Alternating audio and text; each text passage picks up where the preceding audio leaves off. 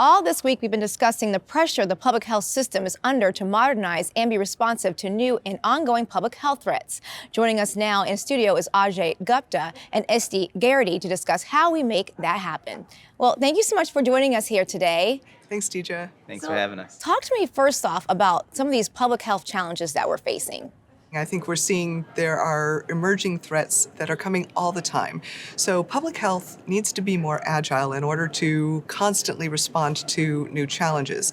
And each new challenge requires a plethora of data resources. And those data resources may come from highly disparate sources. So integrating the data in a way that makes it easier for public health to respond and use the data and be efficient is another challenge. So solutions nowadays really need to be scalable. You could look at, of course, COVID and the Johns Hopkins dashboard.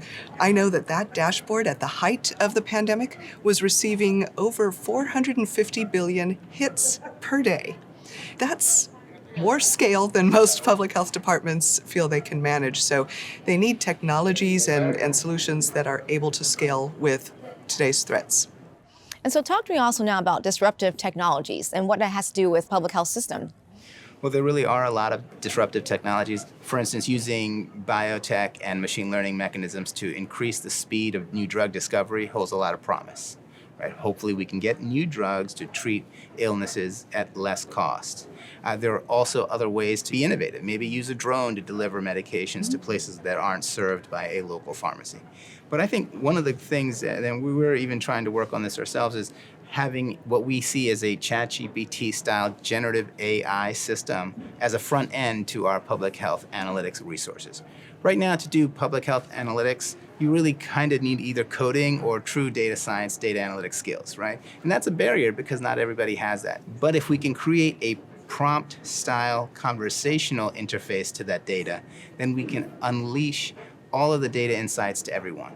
So instead of having to do advanced analysis to find out where heat health is going to be impacted, imagine if you could just ask a question: where in Paris are going to be the hardest hit areas from a heat wave next year? That would be a game changer. And I think that's the kind of solution we need in public health. AI is pretty new to us, at least the generative AI, and we need to be able to monitor that and correct it and train it properly. But there are also some things, perhaps we'll see, that generative AI can't do.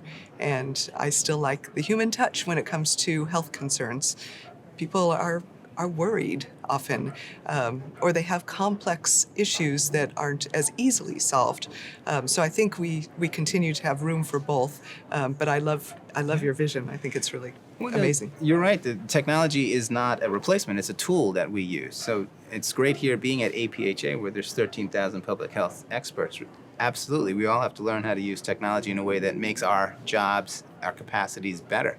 But it doesn't mean that we want next year's conference to have only 2,000 people. We do want to grow the field also. Yeah. All right, and so talk to me about cybersecurity and the role of cybersecurity with the public health system and how it really impacts everything.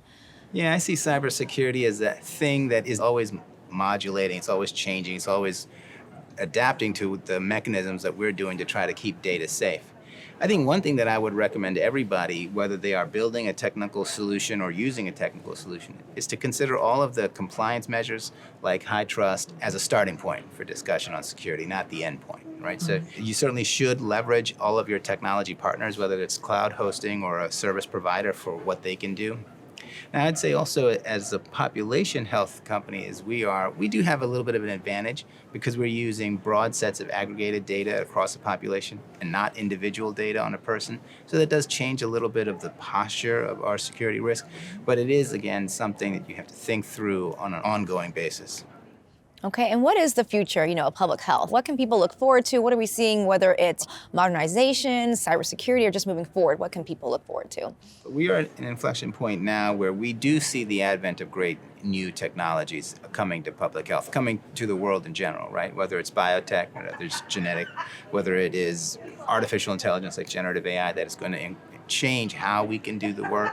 And we also, on the other side of the ledger, we see a vast growth in the disease factors, right? We know deforestation and increases the risk of zoonotic spillover, like COVID, like monkeypox.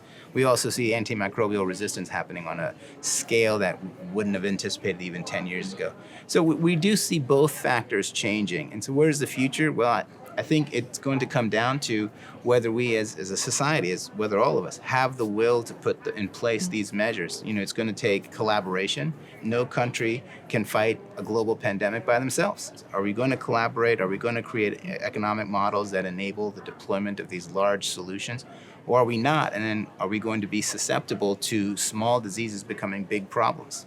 Public health is getting some more dollars after COVID, but never enough dollars. So how do you do more with less? How do you achieve the vision of equity, of being preventive and proactive when you have the same amount of resources and magnifying problems? You need the support of technologies that are vetted and can do a good job for you and streamline processes. So the world is evolving and the challenges will keep changing. I think we will continue to get closer to achieving that vision. Okay, I want to thank you all so much for being here and for talking to us about public health and everything. It's a pleasure. Thank you, Deidre. Thank you for having us.